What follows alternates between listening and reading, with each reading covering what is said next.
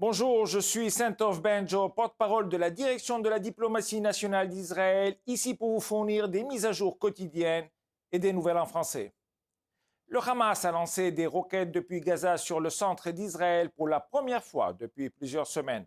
Le dôme de fer a intercepté 15 roquettes et des éclats sont tombés dans un espace à ciel ouvert à Rishon LeZion. Les forces de défense d'Israël ont détruit la source des lance-roquettes.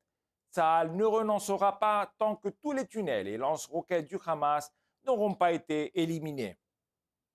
En ce qui concerne les rapports sur les négociations en cours dans le cadre de libération des otages, Israël ne cesse de faire tous les efforts nécessaires, diplomatiquement et militairement, pour rendre les otages à leur foyer.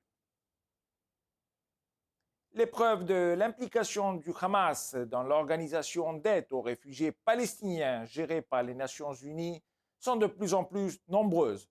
Selon des rapports récents, plus de 10% des employés de l'UNRWA à Gaza sont membres du Hamas ou du djihad islamique. Plusieurs enseignants de l'UNRWA ont directement participé au massacre du 7 octobre et voici quelques exemples. Un travailleur social a enlevé le corps d'un soldat de Tsahal. Un employé a pris part au massacre de Be'eri et un conseiller scolaire de l'UNRWA de Khan Younes a enlevé une femme le 7 octobre. D'autres travailleurs ont distribué ou stocké des munitions et coordonné les véhicules utilisés par les terroristes du Hamas. À ce jour, le Canada, l'Australie, la Nouvelle-Zélande, l'Islande, la Grande-Bretagne, l'Allemagne, l'Italie, les Pays-Bas, la Suisse, la Finlande, l'Estonie, le Japon, l'Autriche, la Roumanie, l'Union européenne et les États-Unis ont tous gelé le financement de l'organisation d'aide aux réfugiés palestiniens à la lumière de ces révélations choquantes. Israël attend de l'UNRWA une enquête approfondie sur l'implication de ses employés dans les attaques terroristes du 7 octobre et sur les activités du Hamas et d'autres éléments terroristes au sein de l'UNRWA. Nous saluons tout pays qui déciderait de geler son financement jusqu'à ce qu'une telle enquête soit menée à bien.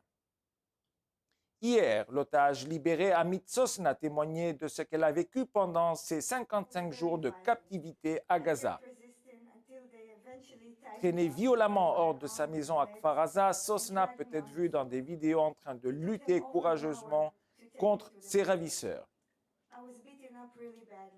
Amit a dit qu'elle était restée seule pendant 2 semaines. Il y avait peu de nourriture. Ensuite, ils l'ont déplacée dans différents endroits. Tous les gardes étaient lourdement armés et ont abusé d'elle et des autres otages.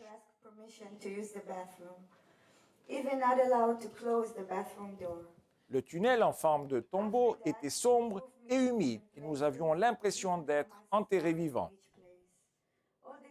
En parlant de tunnel, la 98e division de l'IDF a découvert hier un tunnel bien aménagé sous le cimetière de Bani Souhaïl à Khan Younes.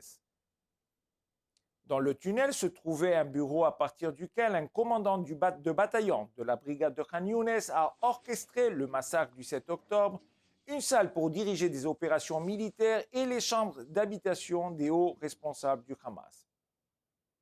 Nous continuerons de faire tous nos efforts pour récupérer chaque otage sans compromettre la sécurité immédiate ou à long terme d'Israël. Comme toujours, nous sommes à votre disposition 24 heures sur 24 pour répondre à vos questions aux coordonnées affichées à l'écran. Merci de votre attention.